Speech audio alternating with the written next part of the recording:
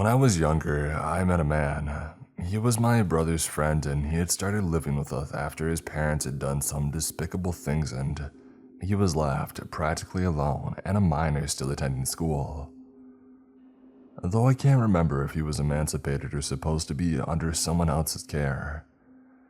I was an annoying little sister then, 7 years younger, but I remembered him saying to my brother, "I don't mind at all, she reminds me of mine."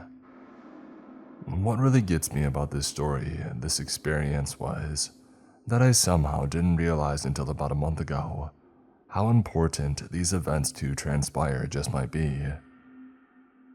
For me, those only two events that are unmistakably him, things that he did to me.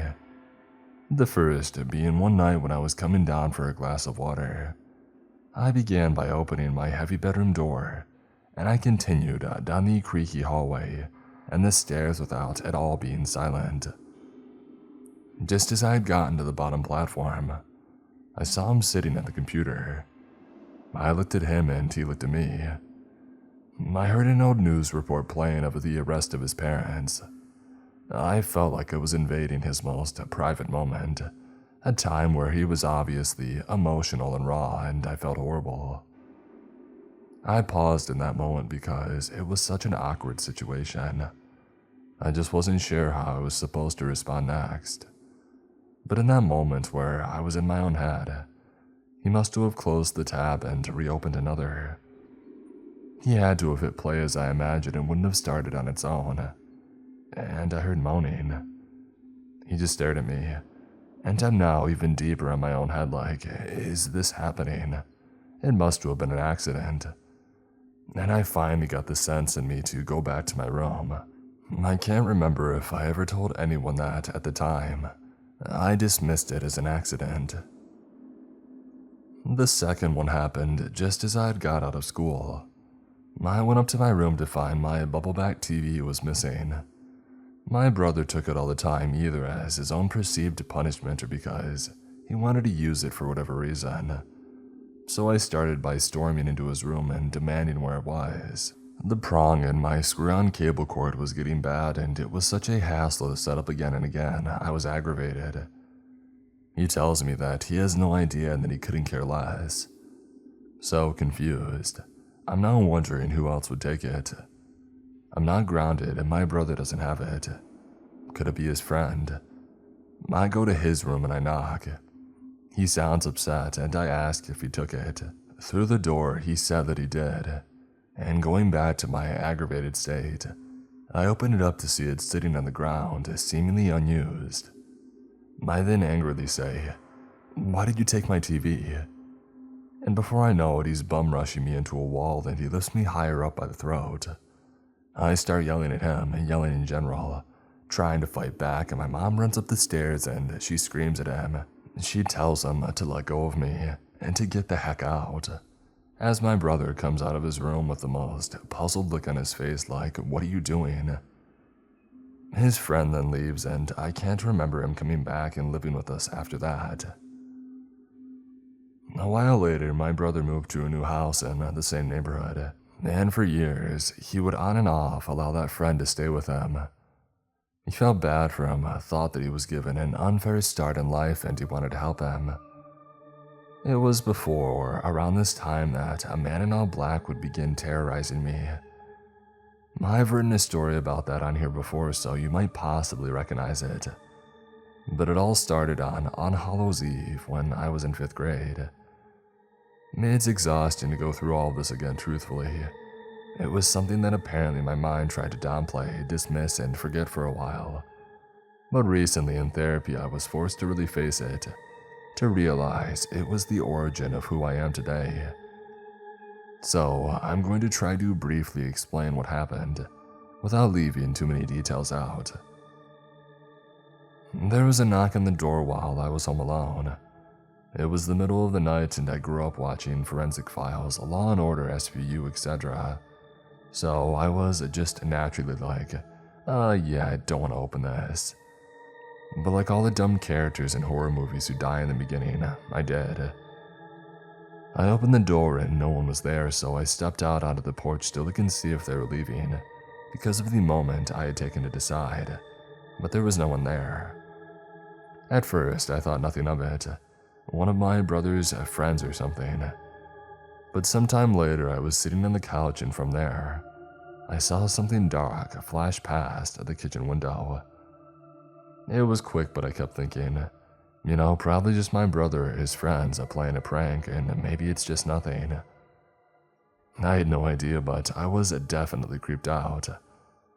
As I sat there, I just had this feeling of being watched, like my senses were telling me something was off. But that didn't prepare me for when I looked up, and amidst the slight glow of the backyard, I saw the outline of a man in black standing in the window. In the case of fight or flight, freeze or fawn, I froze. And that was when I watched as he lightly knocked on the window and did a close finger wave like you would to a child. And then he just disappears. And to summarize what happened when my family came home, it wasn't my brother, and they were more than convinced that it was a prank. There are more details surrounding these more important events and what had transpired between them and my previously written story. But what matters is that it never really stopped after that. Any time that I was home alone or it was late at night, he was there, dressed entirely head to toe in black, so I've never been so sure of his age, race, and nothing. There were phone calls that started at some point, but they would only be silence or a quick breath. And even though I lived in a house of people, it seemed that it only happened to me. My mom had picked up these silent phone calls, but there she would hang up quickly, and she assumed nothing of it. And then the next real event happened. I was again home alone. It was a Friday, I remember, because my friends were at a school football game that I didn't have a ride for. Around that time, things had kind of slowed down with the man. It seemed like he was coming around and just staring at my house from the backyard far less often. So I was actually feeling pretty relaxed at the time, considering everything. I was watching the TV show House, and out of the corner of my eye, I saw a dark, sudden flash. My stomach dropped. My heart was pounding like a drum. Everything went quiet. I had muted the TV, and it was almost like a who blinks first scenario, because whoever or whatever it was making no noise. An eternity had passed in a series of seconds to minutes, until reality came back with the sound of a doorknob. I heard it jiggling. From deafening silence to hearing the unexpected sound of the figurative pin dropping, my stress response chose correctly for the first time, and I ran. I grabbed my phone, left everything else, and went right out of the door. I didn't stop until I reached the other side of town. There, I remember laying underneath the streetlight, thinking that this was it, the day it was all building up to. I had been sleeping with a knife under my pillow, being unbelieved for years at this point, and it all led to this. It was either an attempt or he wasn't done with me yet. He could be coming at any moment, or his very next opportunity. I took those seconds to try to gather my thoughts, catch my breath, and then I called my mom. She was out at the bar with her boyfriend at the time, so they picked me up and we all went back home. Her boyfriend made us stay in the car, and the only thing different than how we had left it was the back door being wide open. It was a complicated antique door and not easily opened even when it was unlocked. So that should have been a huge worry in and of itself, but of course, they dismissed that too. They said that it must have been the cat. Seriously, the most concerning thing for me, though, was that nothing was taken. Most people would naturally first assume it must have been a burglar, but no, nothing was taken. And at the time, there was just a basement full of expensive tools and equipment, as my mom and her boyfriend were flipping houses. And yet not a single thing was gone. There was more than enough time too. From my leaving the house to coming back had to be about 30 minutes or so. Sometime after that event, my neighbor then experienced something too. While sitting on his patio with his girlfriend, a man in all black started approaching them from the yard of an abandoned home. My neighbor told him to stop, and he didn't. and then he pulled out his gun, said to stop, and he didn't. So my neighbor then fired at the ground, and in that moment, he must have decided that it wasn't worth it because he ran off, tripping over a branch on his way out. That was around the same time that he stopped coming around. But now, as I previously mentioned, therapy has forced me to face this and try to process it. During the time of these events, naturally, I spent so much time wondering who it could be and why. What, to kidnap me, to kill me, to do something unspeakable. But I never got any answers from the world, time, or myself. Until possibly now. My brother's friend. After all these events that had transpired, and while sleeping in my brother's car, he did something horrifying. He set himself up along a levee. At first, just himself and a notebook, and he would watch people as they walked by. They went along with their day, unsuspecting, as he would make a record of everyone that he saw. Hair color, what they were wearing, race, gender, age, range, how long they were there, how often, with someone, or were they alone. And then one day, with a knife in hand, he pulled a woman off the levee and into a nearby wooded area. She was able to fight him off, and she got away, but not unscathed. He had slashed her arm, and I can't even imagine the horror she went through in those moments. Following that, I'm not sure how they found him, or how they knew about the notebook, but the only address they had from him was my brother's and ours. State and local police, as well as I believe possibly a U.S. Marshal. It was a branch of law enforcement I remember being high up and unusual. They came to my door in a sudden swarm. They had banged at my door as I had opened. A cop slammed me against the door with his forearm and told me to stay back. I was absolutely clueless to what was happening, but it started to click when my brother's friend was being walked out in handcuffs from my brother's home. They sat him upon the stairs, feet away from police canines, and I could hear them asking where his backpack is. A man said, "If you don't tell us where it is, we're going to search both of these houses." I think that he sincerely cared about my brother, as my brother did for him for all those years. And so I assume that's why he then divulged that it was under the dining room table at my brother's home. They then went, collected it, and simply left. I don't know what happened to him, but now years later I wonder if everything that happened to me was because of him. The way that he wrote down those people's every movement terrifies me, yet almost solidifies in a way my suspicion. What if the only reason he knew when I was truly home alone, our routines, was because he has a notebook on me too?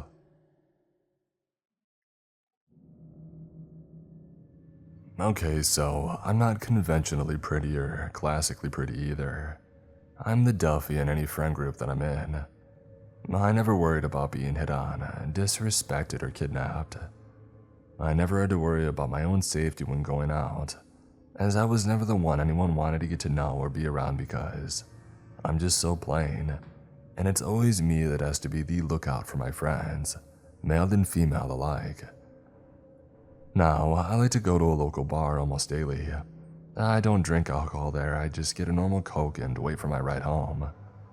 It's my usual hangout spot after work, so I just sit and chill and mind my own business. Well, a few weeks ago, I had just gotten off of work and I was chilling at my usual spot and sipping on my drink, while working on a new pendant that I was making. I had started wire wrapping crystals into jewelry. I didn't think anybody would try to talk to me since I knew I basically blended into the walls. Even though the staff know me and pay me a slight attention and they're nice to me. But this weird guy that I had never seen before came over and sat at my table across from me. I was surprised and I looked up at him and struck up a small conversation that I can't even remember how I started. But he started to ask me a few questions about myself that I thought were normal and all flowed together, so I didn't think much of it. Again, I'm plain and I didn't think anyone would want to do anything to me. I had drank 3 glasses of soda by then and I had used the restroom, so I grabbed my phone and my purse and I went to the bathroom. I may not have been worried about getting taken, but I did worry about my identity, cash, and my contacts. I went back a few minutes later and went back to working, since none of my stuff had been touched. I called a waitress over and asked her for a new drink, and she nodded, as it had always been ingrained in me that you never leave your drink unattended to, and if you do, have it remade or leave it to the bartender. As she was going to grab for my old drink, which only had a few sips taken out of it, the guy got a bit huffy at me, saying that I was being wasteful for just ordering a new drink. I looked at him with a raised eyebrow in confusion. I asked him why. Was it his business if I did? It was my money after all, and the refills were free. He then said that I was making it more work for the waitress for no reason. This annoyed me, and I told him again that it was my business and that if he didn't like it, then he could always leave. He then tried to wave the waitress off without letting her change my drink, but I had had enough of his nonsense, and I told him flat out, "Then you drink it if you think it's such a waste." It seemed to have caught him off guard, and he looked at me shocked and then a bit angry before leaving. I then looked at the drink and handed it to the waitress and told her that something didn't feel right about the guy that I was talking to, and if she could tell the bartender to keep an eye on him and dump out my drink and just bring me water from then on. I left for home after being picked up shortly after, and found out the next day after work that he had been arrested for assault. I didn't find out until today what exactly had happened. Apparently, he had gotten into a fight with the bartender working that night. The bartender caught him putting something into a girl's drink when she wasn't looking, and he had stopped her from drinking it. The guy got mad and it started a whole fight. The cops were called and now he's awaiting trial. Apparently he is trying to see if he could get someone like me who always had her guard down for herself because my confidence was low. He thought that I would be an easy mark with just a little attention. But when I didn't just drink my drink when I came back, he had to try it on another girl. If he really was targeting me, I have to question his sanity and sobriety. Thank goodness for those old lessons about safety growing up. Thanks, Mom and Dad.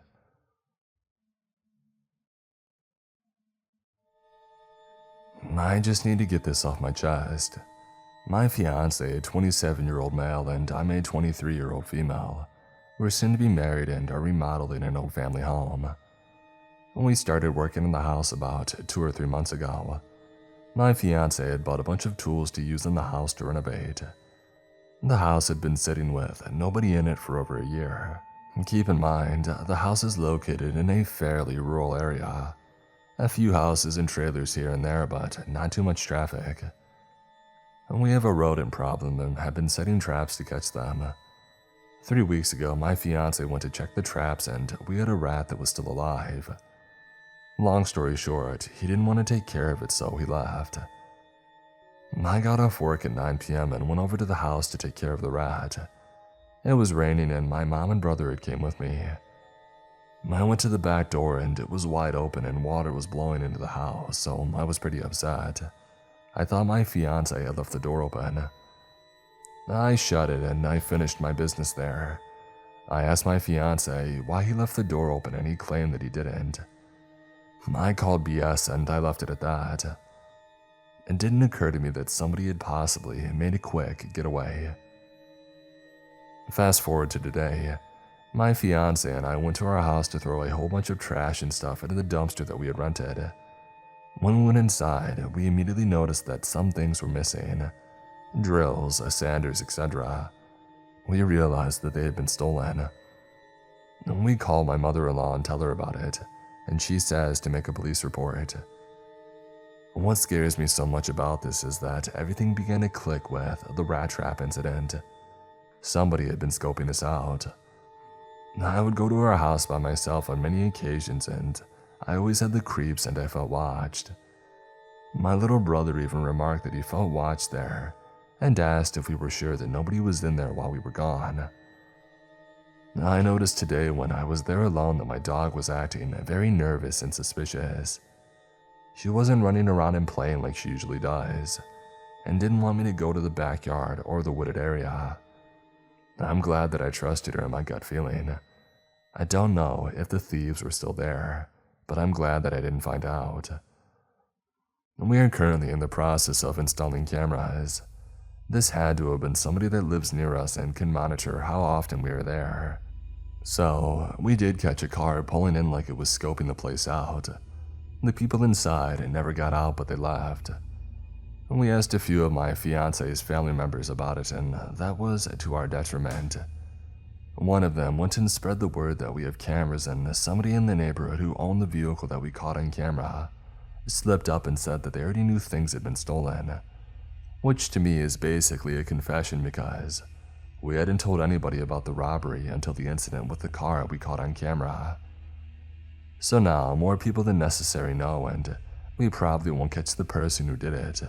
We still turn the footage into the police though, and maybe they can dig up some more background info.